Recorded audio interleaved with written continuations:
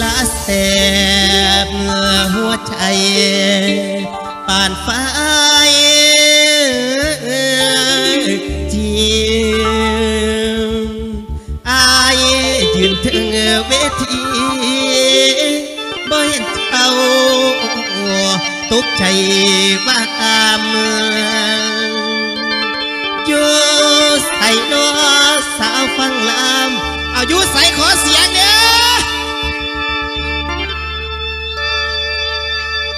อยู่ใส่นอสาวเคยนอนน้ำคนเคยหัวนอยุ่งยามตาหวานช้ำส่งพี่ชาย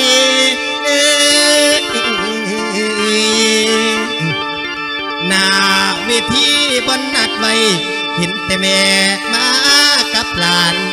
สาวหางเครื่องมารายงานสาวหางเครื่องนุ่มบ่ยานนั่นน่ะคนผู้จบผู้งามบ่พกเงินพ่อบาทก็บ่เชื่อละสาวหางเครื่องมารายงานว่าเจ้าดีบอกเคียบ้านอันแนมไปงามกมูด้วยนั่นเด้ออ้าวผู้ใดบ่เต้นขอให้หมอยงอ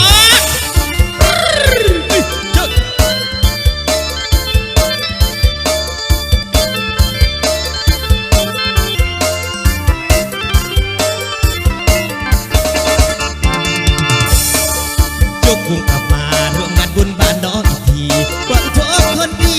ณเวทีเมื่อปีก่อนมาไอออกมาลามอยากใช้คำให้สัญญาสุ่มสองมองหาน้องคงมาฟังลำ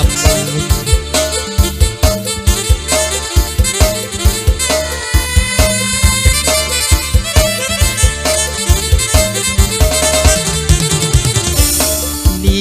ไปกำไปทำงานใส่จนไม่หน่อยบอกข้าวดีไปกำไปทำงานใส่จนไม่หน่อยบอกข้าวยินลบหนาวเป็นผ่านมันพลลมต้นอยู่สาย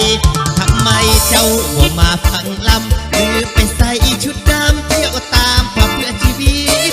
พระเอกหมอลำสาวชุดดำคนฟังบ่ติดก็คือดูเพื่อชีวิตหมดสิทธิ์ได้กองคนน้ำออกหน้าเวทีวันนี้ไม่มีมาให้เต้นไปลำไป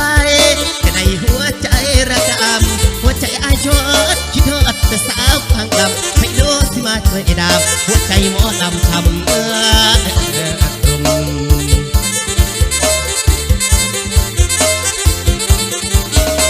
กินลูกต่อใส่ตาเคยมองมันมองผมบ่ดีกินลูกตองใส่ตาเคยมองมันมองผมเอาดีหน้าเวทีมีสาวไฟหยิบแบบแต่แฟนโคตรดังน้ำ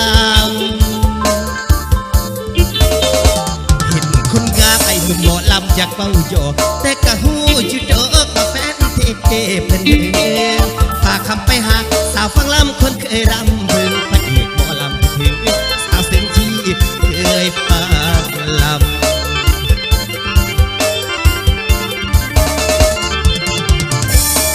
ไปนั่งเสียงลำร้องสั่งคำไปนั่งเสียงลำนองเป็นทำนองว่าที่หอเส้นเก่าพอผู้สาวมาแซวนานใจดันหุ่นแห่งหัวหาคิดถึงว่าตาผสมรอยยิ้มเป็นจะหาคนแทนน้องคงไม่ได้ออกลำยำได้หัวใจช้ำคิดพอ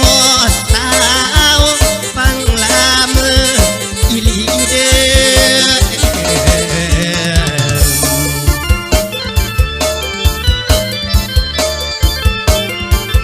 อขอเสียงสาวฟังลามีใจบานนะครับ